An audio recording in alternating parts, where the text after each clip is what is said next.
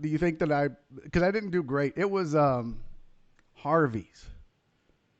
See, I've never done Portland other than a comedy festival, but I Oh, think it's the same kind of crowd. okay. Yeah, that's I think the probably key, I like to go in, even though I'm the comic on stage, try to go in low status, like, hey, this could not go well. And then that way, you're almost bringing the audience with you on the journey. You're like, be with me, help me.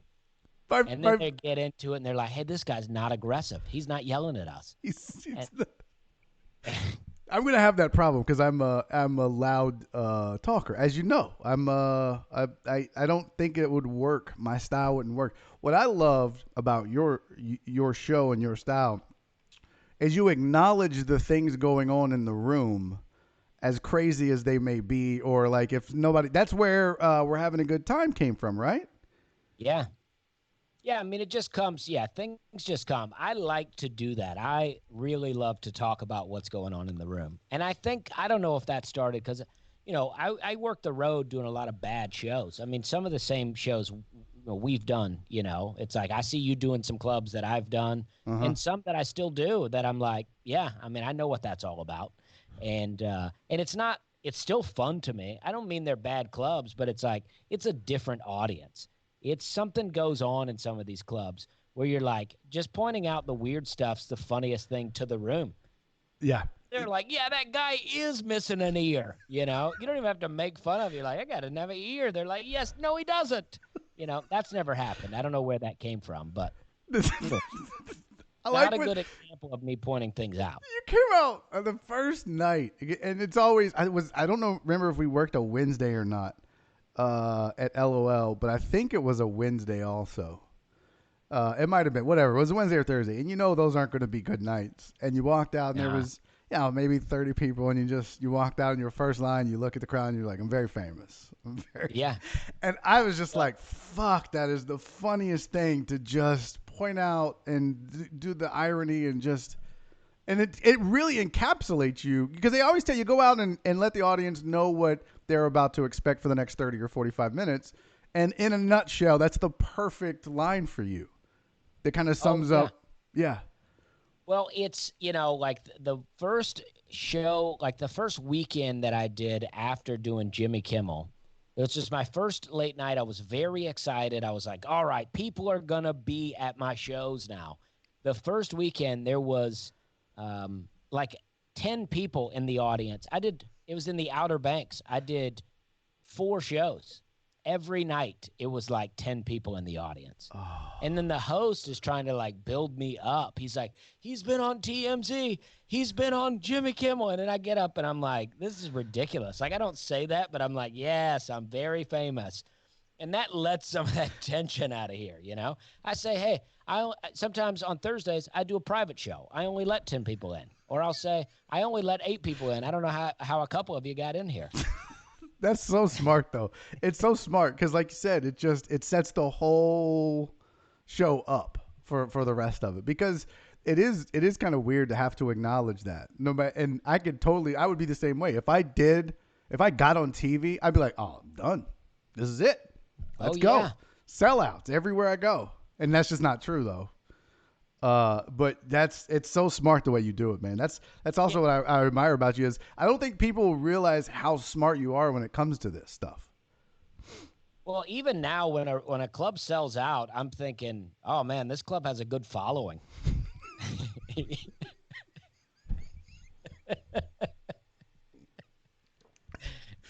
That is so funny. That's so you too, though. That's you don't give yourself enough credit, dude. You're doing David Spade and you're doing late night. You don't give yourself enough credit, Dusty.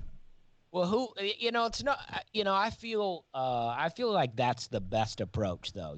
If you have some successes, but then don't give yourself any credit, it's fun. It's more fun. Are you If I were like, superstitious? yes, I do, I've done, if I were on here like, yes, I've done David Spade, I've done, it's like, I would seem like, I don't know. It wouldn't be fun. It wouldn't be a good time. Yeah. Are you superstitious at all? Because that would be why I wouldn't talk about it. It's because I would be like, oh, I'm gonna get. I'm supposed to do late night, and then it would fall through. Or if I did it, I'd be like, hey, I did late night, and then all my gigs would get. I'm just superstitious like that. Oh yeah. I mean, I don't know if that's what I call it, a superstition, but I do like when I do the Tonight Show, they want you to post about it before you record. So you have to say, I'm gonna be on the Tonight Show. So every like especially the first time, my Facebook blew up. Everybody was so excited. And now I'm like, well, now I gotta go tape it. So if it doesn't go well, here we go. That is a very risky proposition. I would not want to do that. And But it's they like, but it's a requirement, huh? yeah, and then it's like you get 5 minutes. And if you stumble on a word, if you mess up, it's just like it's like, it's like, well, there it goes. So I'm like, I was so nervous to do it the first time, but the moment I've been on stage so much, I can't imagine you get too nervous. But I that never get nervous now. not at all. Even when you do late night. Well, that's what I mean. I don't ever really get nervous on regular shows anymore. But yeah, whenever you do something new, like if I do a new club, I can get some nerves. But I did like before this thing, I had done like 30 weeks in a row, 30 weekends in a Mm-hmm. row to where it was like you almost were numb to the whole thing. You're just like, I've done a million shows and I'm like, yeah, we'll go do this one. It'll be great. If it's not great, who cares? We'll do another one later tonight. Right. Do you that's I wanted to ask you about that because the momentum you had built up I mean, it was steamrolling. I mean, you were just Oh, on yeah. fire. And then this whole lockdown thing happens. Are you nervous about getting that momentum back? I don't know. I think that we can all come back with a bang because, we're all can be refreshed. I mean, I've been growing grass. I've been watering my grass. I got a little bird sanctuary going. I mean, I'm loving it. I'm pretty close. I'm about 2 months of quarantine away from becoming a farmer and just forgetting about comedy. Fuck comedy. I'm gonna be a farmer now. Yeah. I mean, I'm loving it. I grew a potato by accident. I threw it into a little, I mean, so Oh I God. got I got potato. I mean, I'm not ventured into the vegetables too much yet, but I'm getting there. You're becoming a yard guy. I like that. Yeah, I yeah. dig that. I do a lot of lawn care stuff around the house because I have a big Oh lawn. yeah. But I was never into it before, and then I just had to be like you. Like Yeah. I couldn't afford to pay somebody because I have 1.3 acres. I can't afford to pay somebody to mow all this and weed eat it, Oh and yeah, that's that Texas land. so I I have love to. Yeah. So I had to learn how to do it myself, and now everybody, you even got on a the zero radio turn show, radius? You have that zero turn radius lawnmower? no, I didn't get that because I had this grandiose plan of getting a John Deere X300 that I could attach a bucket to and use it as a Oh tractor. yeah. And so I Yeah. was like, yeah, I'm going to get that. And now I realize that I'm in these deep, like I have these ditches instead of like a drainage system, but you can't mow those in my mower. It just gets stuck and it tips over. In a zero Oh turn, I yeah. could. So now I've never bought the bucket or used it, and so now I see the error in my ways. When this lawnmower quits, I'm gonna have to get a zero turn because and you can mow in like 5 minutes a whole acre. They're fast as shit. Oh yeah. Well, that's what I say though. I like an old school lawnmower. Like I like my dad had a big lawn. He used to make me cut the grass. I would just ride. I would just sing songs, and because no one could hear me, I would just sing all these songs. I loved it. Get a little dip in, just Get- ride that I will lawnmower. say I like to get a beer and just go mow. It's there's something soothing about it. And Yeah, I you don't want to be working two hands all the time. It's like what kind of rush are we in? put it on the slow setting and just drink a beer and mow. And I tell my Yeah. wife, she's like, "Why do you mow like sometimes twice a week?" And I don't have to hard. I would rather listen to the lawnmower sometimes Oh than yeah. her or anyone else. It's just like that's I can deal with Yeah. that. You can tell the neighbors around here who aren't happy with their families because they're the ones cutting the grass the most. They're like, Every I'm like, day, dude, you just cut that grass yesterday. don't need to be doing it again. That's so yeah. That's a Yeah, fact though. Sometimes I would rather yeah, listen to the weed eater, the hum of the yeah. weed eater. That's But too it's a good funny. time. I like to do a little project here and there. I hit my finger today with a hammer and busted it up. What are you building? It's fixing my fence out here. I Oh got a privacy fence, but it was from the old residents of the home, and they had it pretty rigged up out there. yeah, pretty So I bad. put some nails in it today. Oh, they didn't have nails in the fence? Well, they had it. It was just the wood's old, and they had it tied up with some wire, and they It's they so had, country. I don't know what they were doing. Who looks at a fence and goes, well, I know everything else is nailed up there. Fuck it, give me some wire. We're not going Yeah, nails this time. Nails get old. We're going to wire. yeah. It's like their plan was the wire. They got wire everywhere. They got the gutters all wired up. I got that wire wrapped up in a weed eater the other day. I was like, damn, I had it wrapped up in there like it was the weed eater cord. That makes no sense. They wired the gutters? I don't know what's going on. Some of these things around here, I don't know what's happening. That's hilarious. Now, did you just get this house? Did you just move in? Yeah, about 6 months ago. Okay. So yeah, Is I it got a lot of neighbors. I got a lot of kids out here playing basketball, and first time homeowner? yes, And you like it? Or I love it. Oh man, if I was still in an apartment during this quarantine, oh, I'd be struggling. yeah, because when we worked in San Antonio, you were in an apartment. So yeah, Yeah, you I said had six just months. moved Yeah. into that. Yeah, I would be out touching people. You know. Doing some. Yeah, I have to get into a nicer place. I have to get into a jail cell. I'm gonna go just touch some people to get out of this. That's yeah, hilarious. yeah.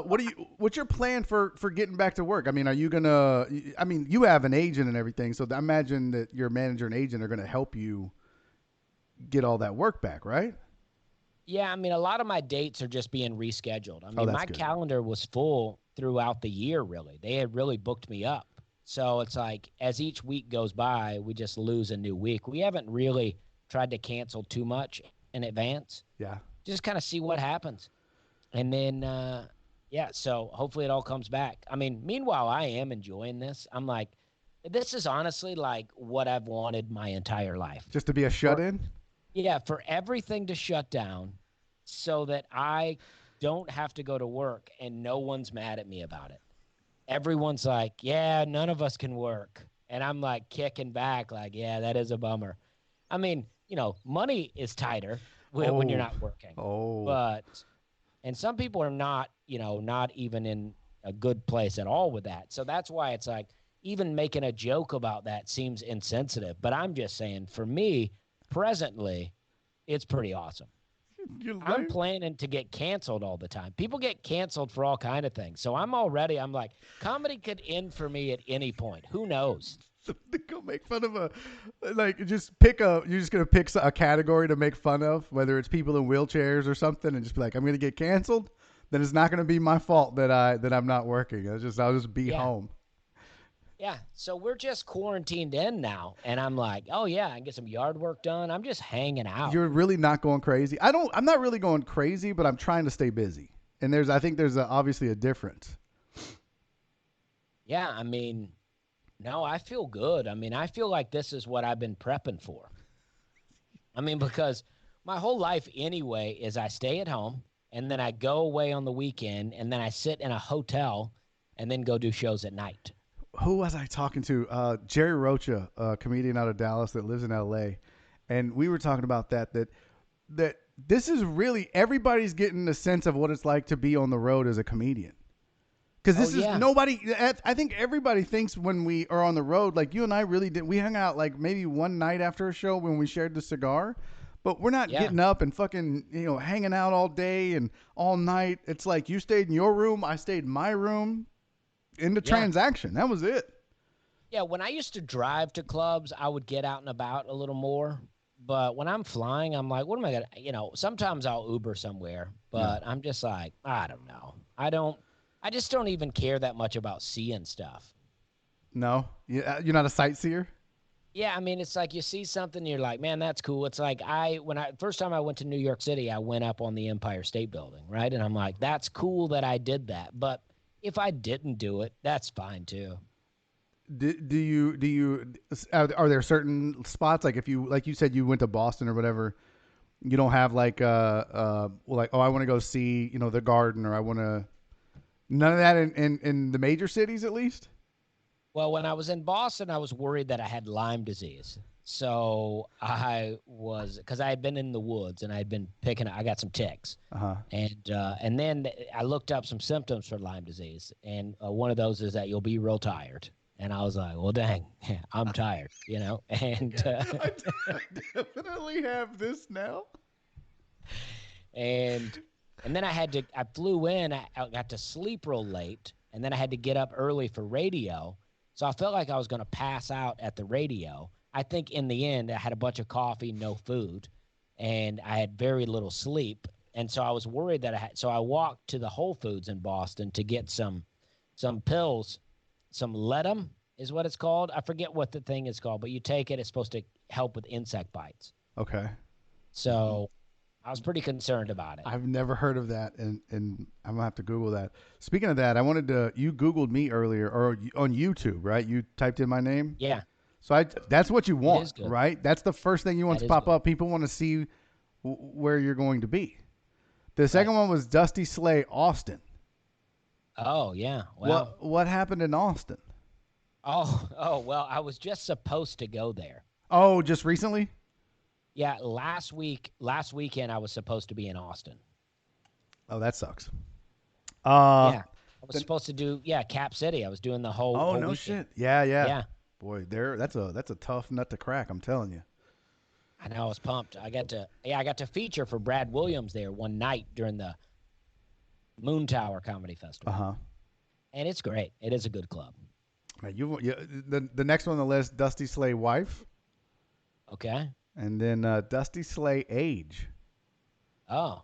Nobody cares about my net worth. They're like, that guy ain't got no money. That didn't pop up. That definitely didn't pop up. I don't I don't They're know like, how why. old is this dude? I don't believe he has a wife. How old is he? Okay, I went to I did that in the bar. I went to the Google page and it's tour. So now the it has changed. It's now tour, which is still good. That's number one. And then age, and then Okay. Austin, and then wife.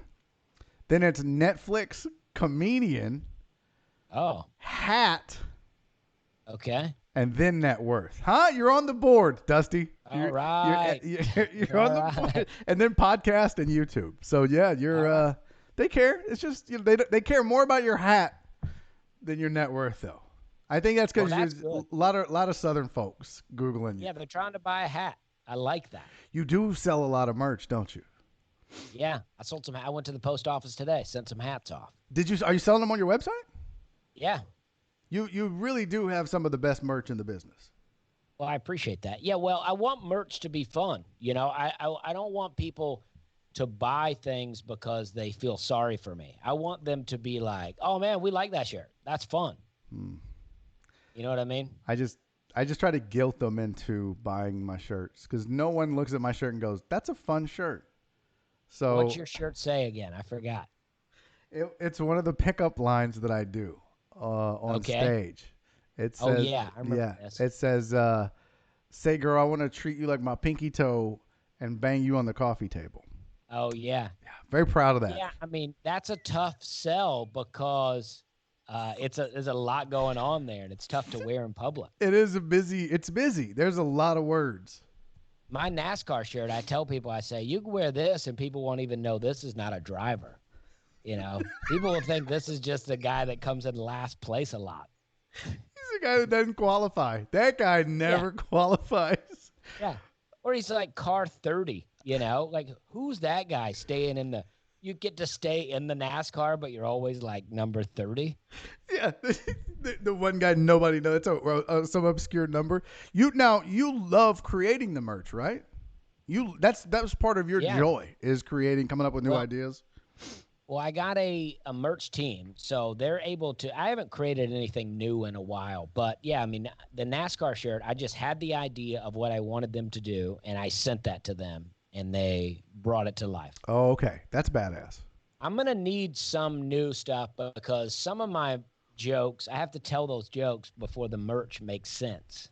Right. And I'm pretty tired of the NASCAR joke and the wolf shirt joke. I mean, maybe I come up with a new wolf shirt joke. That's fine.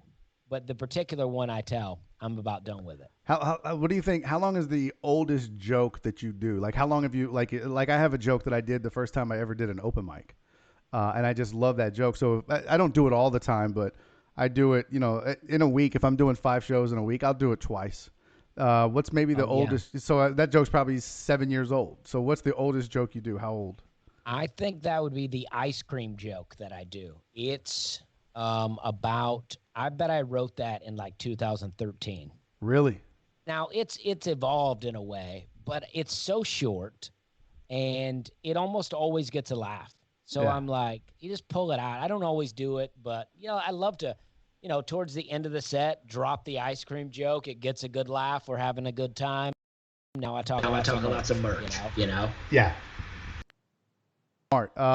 And your merch pitch also one of the best because you say, what do you say?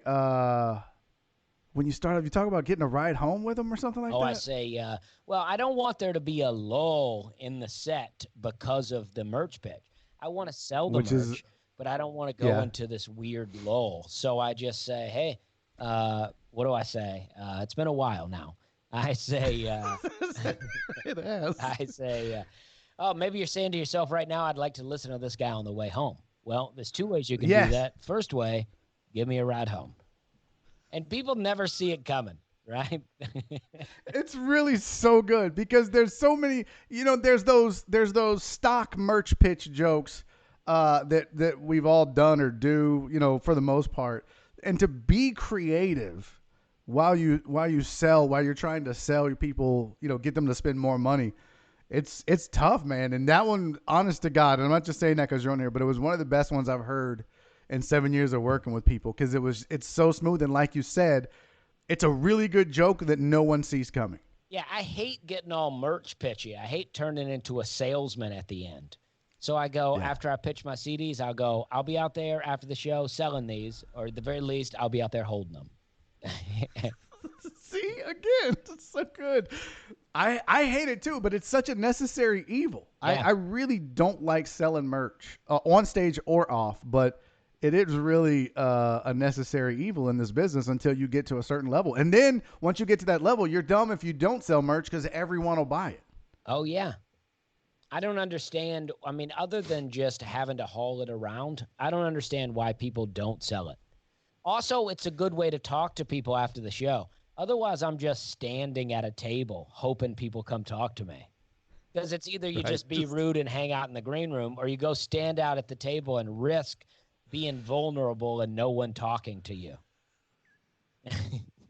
That is the worst. Have Yeah. you ever had that where the worst is when people walk by you and just I mean, they just nod. They don't acknowledge you really, other than to just okay and keep going.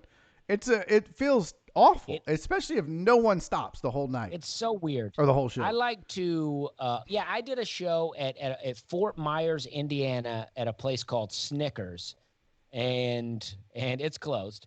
And What? but the show I'm was really the show was surprised. packed. But we had a packed show on a Friday night.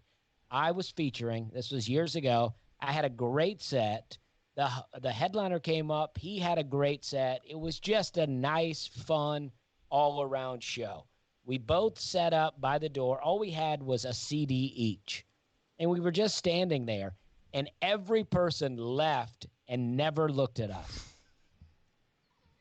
I was just like, we spent an hour and a half together laughing, Killing it. and you can't go, hey, great show. They were, It's so I weird. know. It's rare that it happens. Like you'll get one person, but on occasion, no one will talk to you. Yeah, It's the damnedest thing. I don't understand it. that's Somebody wanted to know. So go ahead. I'm sorry. well, that's why I like to tell people. I like to say, if you don't want to buy this, you don't have to buy it. Let's not be weird about it after the show. We've had a good time together. Let's not end it now. And then a lot of people will say an eye contact thing, but it works. And I like to say, I just want to be able to make eye contact with you after the show. And then I've added, I like to make heavy eye contact with people. And then I let it get real weird because people rarely On laugh at stage? this part. And then I'm just like, heavy. That is smart though, because they're like, okay, cool. I use the eye contact thing. I think like I said, there is some stock lines where I'll say, oh, I have these shirts for $20. You don't have to buy one. Just don't ignore me on the way out. I know you see me up here. I can see you too. Yeah. So it's one, it's a version. It's my version of the eye contact thing. But that's really about it. That's like yours is so much funnier and better, and I imagine it's a lot more effective than just a simple, because it is an awkward transaction. Have you ever had anybody, and this is several times I've had, where they're like, "Hey, how much is this shirt?" And I'm like, "Oh, it's $20." They're like, "Oh, my wallet's in the car. Do you take cards?" And I'll be like, "Yeah, I take cards," because they weren't expecting Oh, that. yeah. And they're like, "Oh, well, my card is in the car. I'll be right back." And then you never see them again. Don't fucking do that. Just Oh, say, yeah. "Oh, I just wanted to say thanks for the show," and you don't have to act like you're going to buy a shirt and then Oh, yeah. don't. Well, That's the worst. people used to do that about CDs. They would go, "How much for the CD?" I'll go $10 the money at that point. At that point, I'm like, "I'm calling your bluff. What's the price point?" Now you're just seeing who's going to blink, Yeah, right? is it $8? I'll go 8. I'll take 8. That's so funny. Yeah. And you're just fucking with them at that point. Yeah. They're like, Do you "Ooh, do the $10. I can't." And some people say that about my hats. They go, "Oh, $20 for a hat?" I'm like, "Yeah, where are you getting hats at, dude?"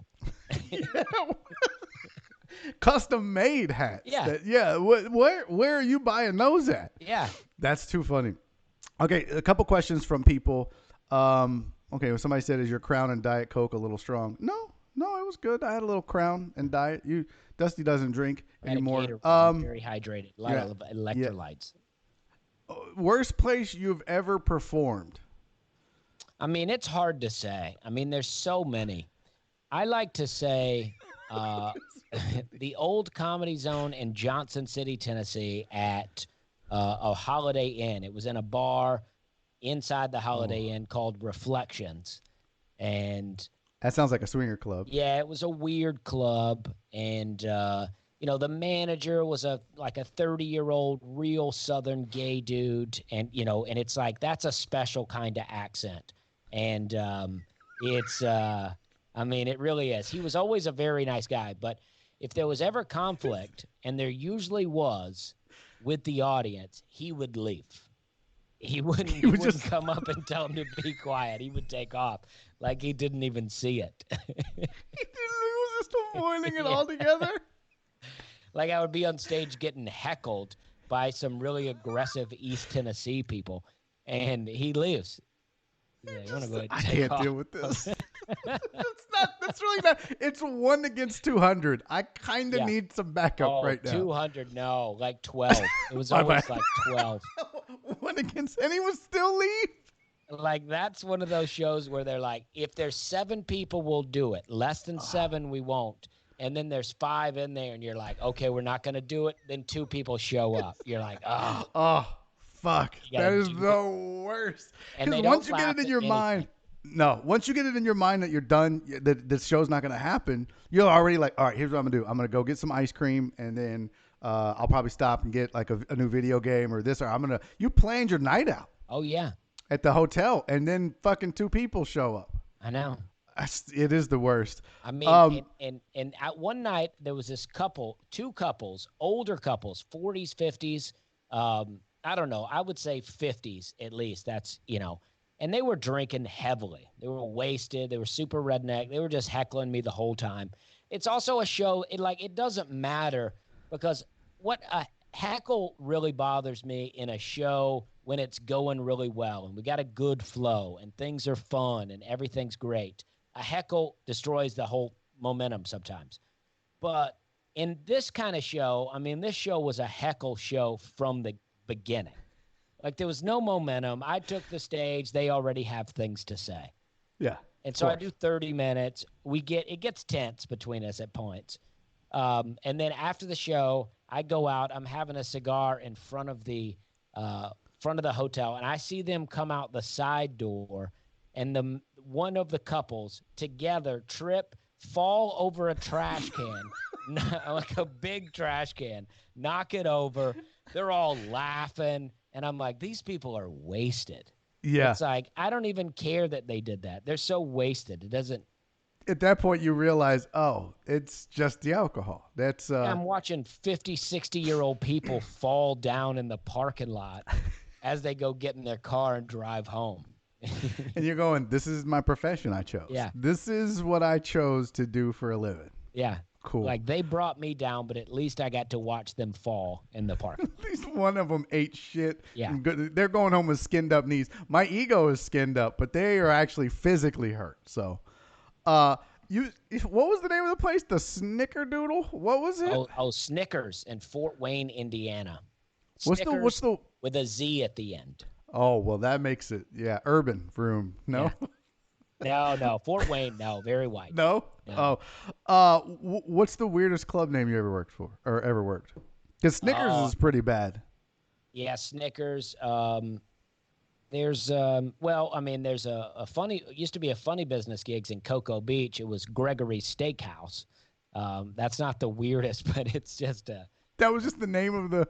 yeah, it's like a steakhouse below and then the club's up top. But I mean, I don't know.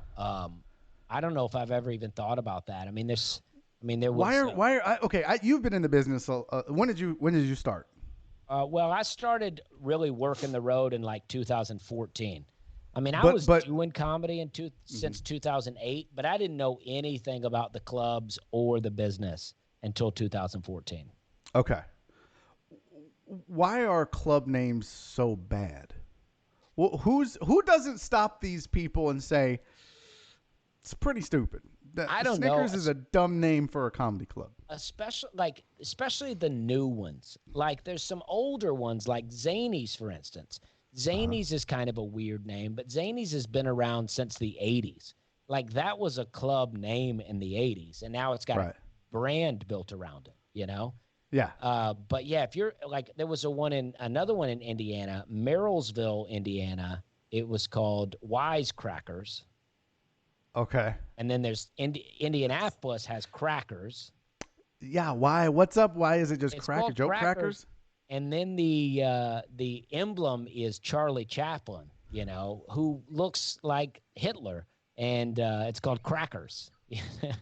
I love the club though. The club's great. Oh my god! I never put that together. That's Yeah. what that. Why I don't? Somebody needs to get the club owners together and just be like, hey, let's talk marketing for a minute Yeah. because Hitler on a club called Crackers, not probably the smartest move. But there was two clubs in Indiana, and they were booming for a while. One of them shut down, but there's still one going. I mean, they won't book me anymore. I don't know why, but Really? I don't know. I haven't been able to get in there. And that's Crackers? And they really like Crackers was one of the clubs that really worked me from guest spot to feature to headliner organically. I headlined at Crackers before ever doing a late night. So they really worked me up, and now, so I don't know, maybe it's some agent communication now. Maybe they were used to dealing with me and now they deal with an agent, and that could be it. Yeah. Boy, you are so lucky you don't have to send out avails anymore. Oh no, I God. know, it's so great. I haven't sent Do out you bills you don't anymore. miss that at all, do you? No. Actually, it's nice when people ask me to do shows and I can refer them to the agent.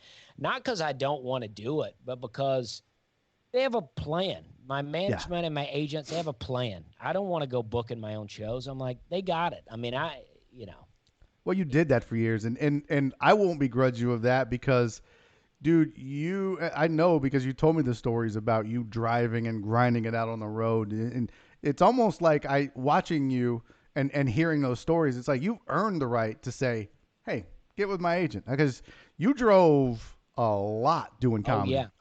until you got to the point where you could fly full time, right? Yeah, oh yeah. There's a good video. It's arguably if the video's good because I did it with a camera and the quality's not very good, but it's just me going to the Upper Peninsula. If you type in on YouTube "On the Road with Dusty Slay" and the Upper saw this. Peninsula, Yes. you can see the clubs that I was doing, and they're fine. I had a blast doing them, so I don't mean anything by it. I miss doing some of them actually, because it's just fun. But I drove a long way on this trip, and From Nashville to the Upper Peninsula of Michigan, right? yeah, from Damn, that is a long way. Nashville to the Upper Peninsula, in all the way over to Duluth, Minnesota, and then back to the Upper Peninsula and then down. Damn. Yeah, In that's a long grind. And that in what, 2-3 weeks? I'm guessing. no, a weekend. I did. What? Yeah, I did. Holy shit! Like Thursday, I did. Like it was Wednesday, I did some part of Michigan. Thursday, I did another part, and then Friday, I was up in the Upper Peninsula, and then by Saturday, I don't know, something like that. Thursday, I'm And in then the Upper dilute. Yeah. Peninsula, and then I did a gig in Wisconsin where the Jack Link's corporate office is. Like Jack Nice. Link paid me to do comedy. Really? Yeah, Got paid by the jerky place, huh? yeah. I Nice. wasn't allowed to make any jerky jokes. Was that on the email? By the way, no sausage jokes, no jerky jokes. Yes, it was. And then they reminded me in person. Oh my god, that's hilarious! Yeah. Just Oh, yeah. bowls of it. Yeah. Clinton Shorter, who is a comedian here in Houston, I had a question for you. Who are your comedic idols, and where do you find inspiration for your material? Well, I think when I started doing comedy, I got this CD, Steve Martin, Let's Get Small. And it's so great. It's such a great CD. And then I started listening to Mitch Hedberg, Strategic Grill Locations. And then I was pretty into the Blue Collar Comedy Tour, right? So mainly Jeff Foxworthy and Ron White. And so that's who I was listening to when I first started. And then I like Rodney Dangerfield, No Respect. I like all the old stuff. I don't so much new comedy. It's great. It's fine. It's what it is. But I don't watch it to try to learn anything. I like the Right. old stuff. But then inspiration, I don't know. I just talk a lot and stuff comes out on stage, and then you get a little seed of an idea, and then it grows into all of these things. I just look for everything that's funny. Yeah, your bit about the fucking ironing board, dude. It's one of those jokes where you're like, God. In fact, here's what's funny. This is probably, I think a lot of people that aren't comedians won't understand how big of a compliment this actually is. But I host the Houston Improv's workshop for comedians, mostly newer comics, and I don't teach comedy. I just talk about comedy. I talk about the business. I talk about going from an open micer to a host, or a host to a feature. Feature. If you had to tell you how to go from a feature to a headliner, you're not ready, right? That's what I tell them. I'm not going to make you funny. I'm going to help you understand the business. And then they do the open mic afterwards. And so I was out in the lobby at the Houston Improv, tons of comics out there, and I was listening to four comics have a conversation, and it was about you. And one comic was telling the other three about the fact that one of the funniest bits he had ever heard was the ironing board joke, and he was doing it, and he was butchering it. It was he Man. did you no justice. But the fact that you had four comics in another city that just that to me, I was like, wow, I got to tell Dusty about that at one point, because that's pretty cool to have guys respect you that much. And this is a guy I think that that you would know, and I think you may have worked with him, Grady. Oh yeah, yeah, great. Yeah, Yeah, that Grady was Grady is a beast. He's a beast. I don't think he did your joke right, but he's a beast. Oh yeah, he's very funny. Yeah, and I loved Houston. I mean, that I had never been. And that weekend, I mean, I thought no one would come. I think Thursday was really empty, and I thought, "Oh man, this is what it's going to be like." And the rest of the weekend was pretty packed. And I Yeah, was like, "I've never been here." I completely sold out of merch. I left, I think, with one 3X T-shirt. less surprising in Houston. I figured you would have sold that first. So Yeah, I think that was we're all I very had fat left. down here. And I want to say I sold that in Wichita the next night. Okay, that makes sense. Yeah. Been there too. Yeah, I usually have to stock up on 3Xs before Yeah. I go to I love that Wichita. club too, though. The Looney Bin in Wichita, that's my Oh, favorite Looney Bin. is it? Yeah. I don't like the condo, but the club is great. Oh, I yeah. love The the club. condo's creepy. They told me it was haunted. Do you believe them? Well, it's haunted by something, but it's so weird. I don't like it. I don't want to stay there. No, I don't. It's by far, to me though, I like it just because it's so close. But I do think it's the worst of the four loony bin condos. I love Oh, Little yeah. Rock. That's my favorite club. Oh, that's my least favorite of the four. Really, you don't do well there, I or like what? people there, and I do fine, I guess, but that's my least favorite. I like the club and the people that work at the club, but that's my least favorite audience. It's weird. I didn't. I feel like I don't do great. I do good in all of them. Obviously, I think because I'm still working there, and I just got bumped up to headliner right All before right. all this went away. Yeah. So I guess I did good enough. But there was something about my first time in Little Rock. I started off. I'm like you mentioned earlier when we were talking that when you go to a new club, you're very nervous the first night, and I am. I am. I usually don't. That's usually my worst show. So I didn't have a really good set the first night in Little Rock, and then I went home and kind of changed things up and redid my set, and then just killed Oh the yeah. rest of the weekend. Like some of the best sets I've ever had. And that's probably why I like Little Rock so much. But Oh it yeah. it it elevated it for me. I didn't do that good at any of the other Looney Bins. Wichita was my worst set of the four, by the way. My worst weekend. Well, Jeff never bumped me up to headliner. I've still never headlined a weekend at a Looney Bin. I've featured and I've done the triple feature, Yeah. and so I did. Biggs brought me in to do one night at Wichita to Yeah. help me on a run, and it was great. It was packed out, but Monday night really awesome. I love Wichita. Wow, that's great. Oh Yeah, yeah, that's good. but Biggs is great too, though. Biggs is oh a good yeah. dude.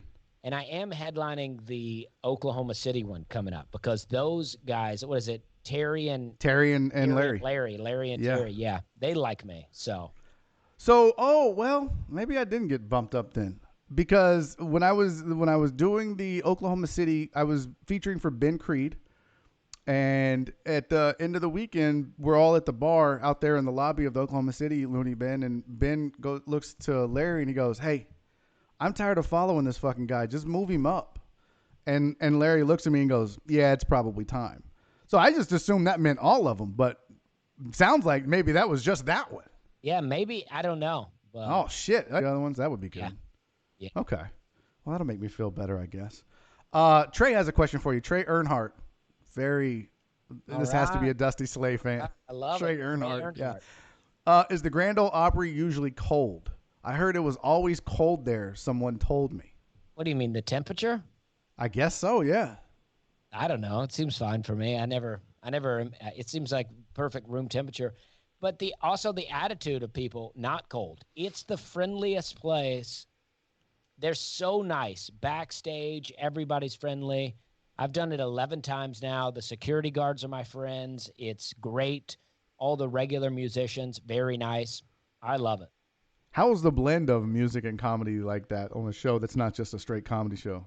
I found that the only time it didn't go as well is when I followed Neil McCoy. And Neil Oh, McCoy does the song The Shake and he gets into it. He goes out into the audience. He does pretty much a comedy show on his own.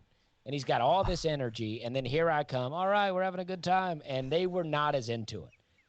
But normally when it just goes from music to comedy and they don't see it coming, it's great. Because really? there's a weird tension where I think they look at me, they see I'm waving, they're like, this guy's not going to be good. And then I get in there and I hit them with a joke, and then they're hooked. And That's I good, love it. dude. I mean, I love it. I think when you and I worked LOL together, the first time we worked together, you had just done the Grand Ole Opry for the first time. Oh, Because I yeah. remember you telling me you had always that was like a dream of yours, Yeah. and you finally got to do it. And Another one of those things I've always wanted to do. radio, you guys have to go back to when the live stream wasn't working properly to get that call back. If you just tuned in, somebody Roy wants to know, how do you handle writer's block? That is a good question that we all have to figure out. Well, the great thing is when you build up enough material, if you get writer's block, you just do the jokes you've been doing for a while, but still be thinking of stuff, you know? Yeah. But I also just write down everything. If you carry a notepad, it's amazing what happens. You write in a notepad, you lose the notepad, you forget about it, you leave it laying, and then one day you find it and you go, oh, this is some funny stuff here. And then you start trying it out and it becomes something. But I've had jokes written down in a notebook for years. And then one day I try it out and I'm like, oh, that's really good. Why have I not been doing that? Oh wow! Now I saw on your podcast. Are you still doing your podcast? Yeah, it's getting a little sporadic because Is it? I've been getting a bit emotional. I'm not crying on there, but I mean, like, I'm trapped in the house. I feel fine, but when I'm alone talking to myself, my thoughts really wander. And so I'm like, and then I go, nah, I can't put that one out. I just did one yesterday and I was like, nah, I don't need to put that out. So Really? yeah, I just get, I get into talking about what's going on and what's happening. I'm like, you know what? Let's save that for if we're months into the quarantine. Why don't you get some guests? Yeah, I wanted, but what I want to do, I got a live stream thing I want to start doing. So then Okay. I'm going to do my podcast just to keep it going. I'll still do one this week. I'll probably do it tomorrow. I remember you used to, or maybe was it you and your girlfriend? Y'all were doing. It was like a whole series on comedy. Like you were. Right, comic series. Yeah, and I wanted to ask you about that. Did you enjoy doing that, I or was it love that. like a well, I should do it? So you love teaching comedy? I love that. That was so great because I just want people to be good at comedy. It would just make me happy if more people were good at comedy. It Because makes your you know job what I easier mean? too. Like you go to an open mic and there's people, just like you said earlier, you're like, those jokes are funny. Stop doing them like Bill Burr. It's Yeah. like just teaching people. There's no class. There is classes, but the people don't learn to do comedy. They just decide to do it. Yeah. And you can't teach someone to be funny, but you can't take a funny person and put them in a better direction. That's exactly my philosophy. Do it at the workshops. It's not as like I'll do a whole workshop on writing, and I'll have different ideas for them to try, and stuff that I've learned or that was passed on to me. But yeah, Andy Huggins, who's one of our beloved comics down here. He was an original Texas Outlaw comic with Bill Hicks and Kenneth and all those guys. He always says that when it comes to writing, that you either think funny or you don't, and that you Yeah. really can't help most people. I think you can spot somebody and go, okay, they're onto something here. They just need help figuring out how to get to the funny the fastest way possible. But he's a firm believer in that. And at first, I didn't really subscribe to that. But then I started noticing, I think he's right. Like some people are just not going to be funny. Yeah, there's so much into it too because some people are funny, but they just, if they start as an older person, it's really hard to break down the barrier and not be that older person. Yeah.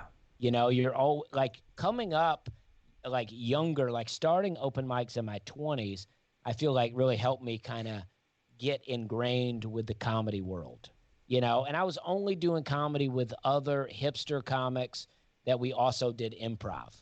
So we were really admiring each other's creative jokes. We were really patting each other on the back a lot, you know? Yeah, you were definitely working the back of the room, not giving a Yeah. shit about the crowd, huh? Yeah. So what do you consider? Because I started and John Rathjen is asking, dang, what's old? I started when I was 38. But I wish. Now I came from the corporate world and had it tells you when someone says don't do this, don't do it.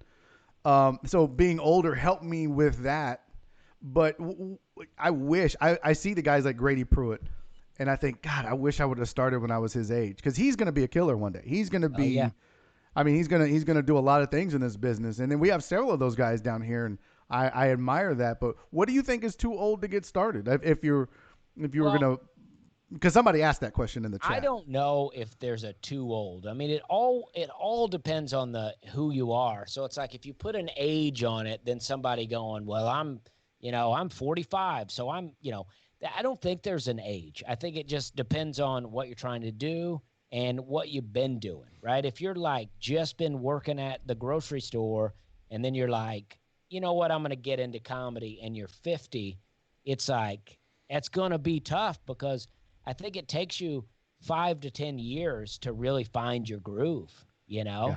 So it's like you're going to be 60. Now you're trying to drive out and do the Upper Peninsula funny business run. You know what I mean? It's like, Oh, it's going to be yeah. tough to connect. So it just depends on what you're trying to do.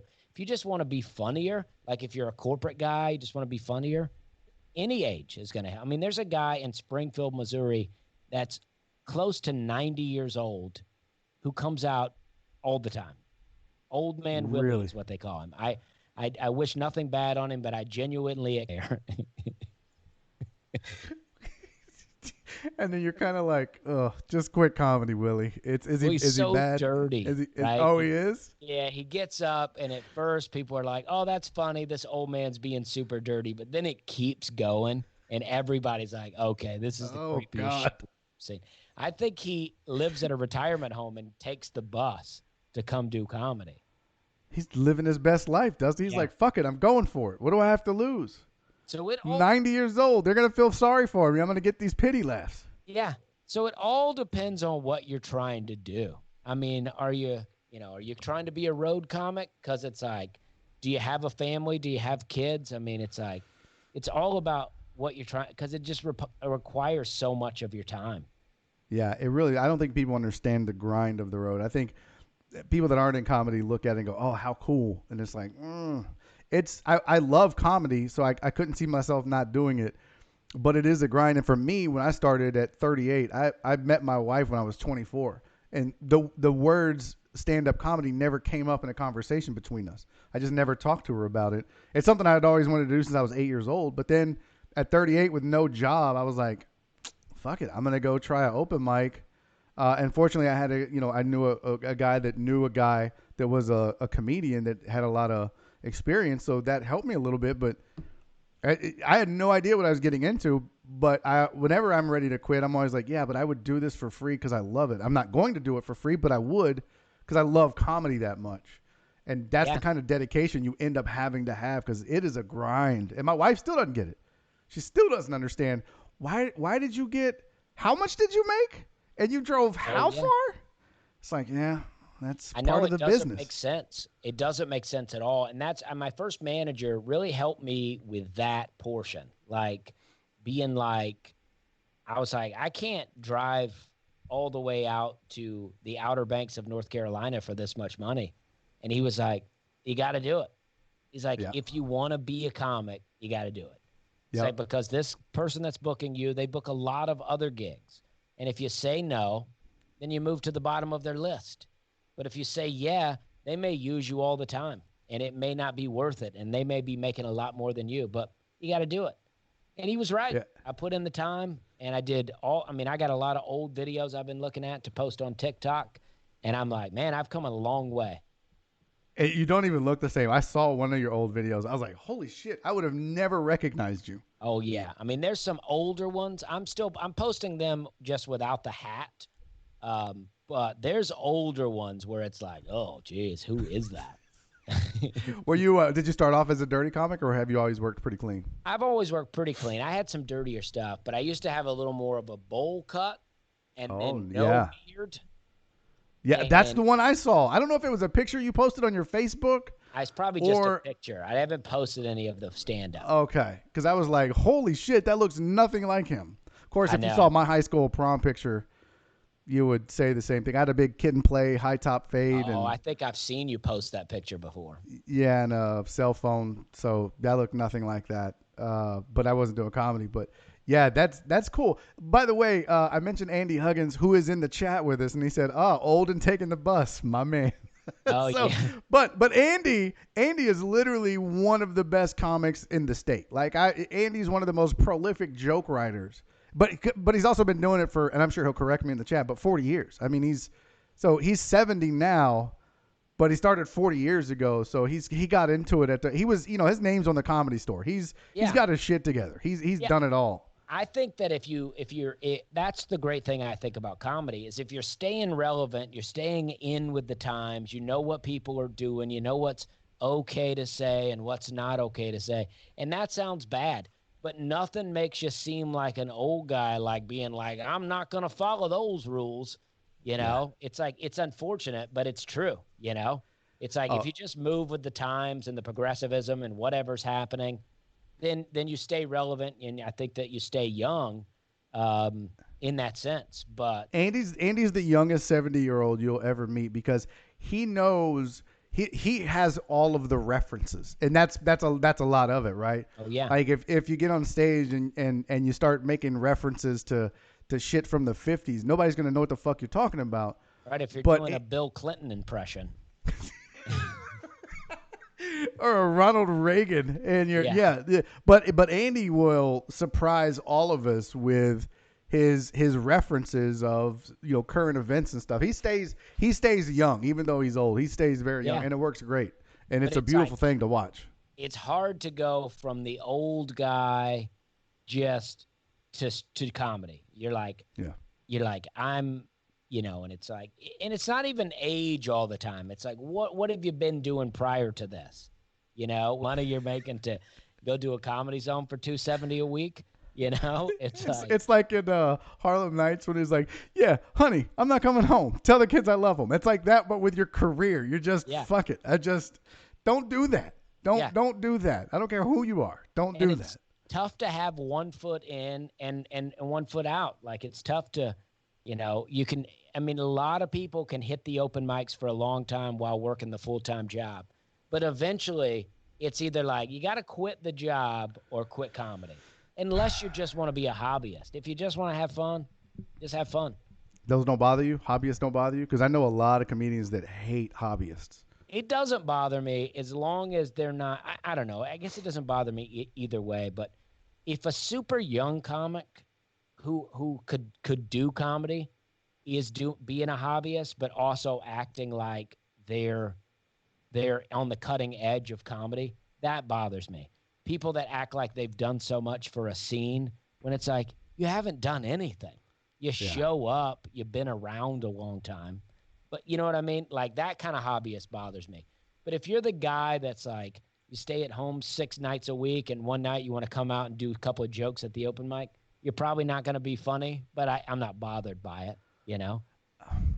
I guess I look at it a little bit different, and this is probably because of the influence of Andy Huggins and John Wessling and some of the other Ed Blake. Rest in peace to Ed Blake. But those guys, like when I would watch comics go up that you knew were a hobbyist, that you knew they weren't going. This wasn't all they wanted to do. They just liked saying they were a comic.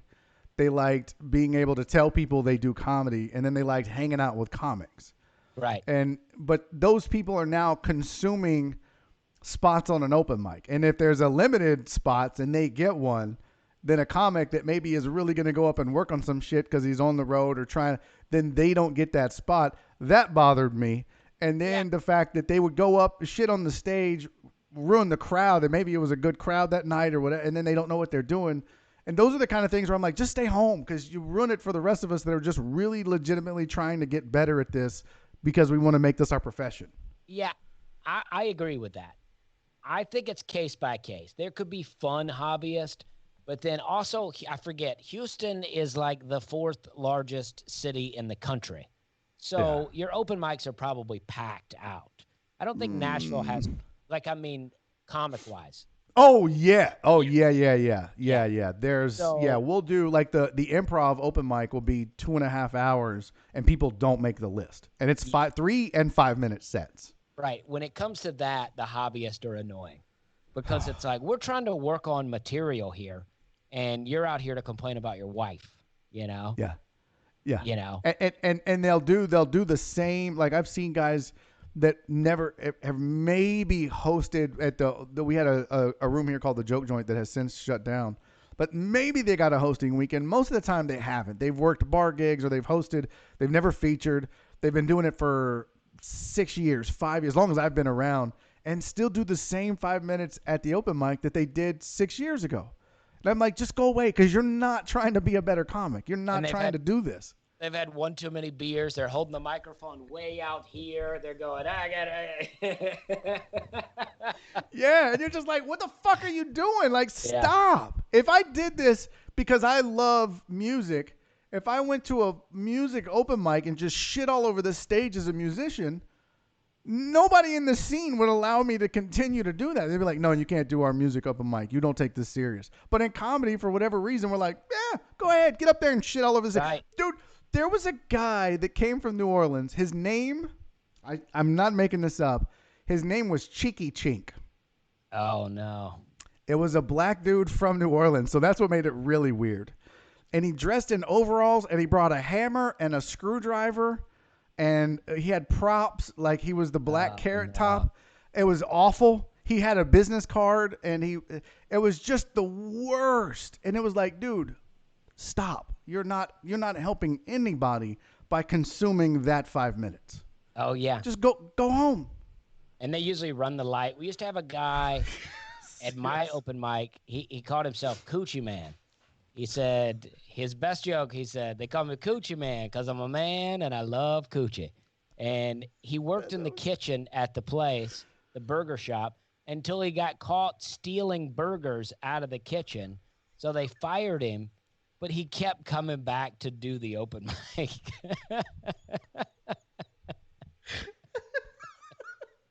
And would they let him? Yeah, Would he they would just let? be hanging out with the owner. The owner's like, all right, whatever, you know. He's like, I'm not That's gonna call the hilarious. police on you, but you stole from me. You stole burgers. You didn't Yeah, even try to steal money, you yeah. dumbass. You stole Stole raw burgers. meat. Oh my god, that is too funny, dude.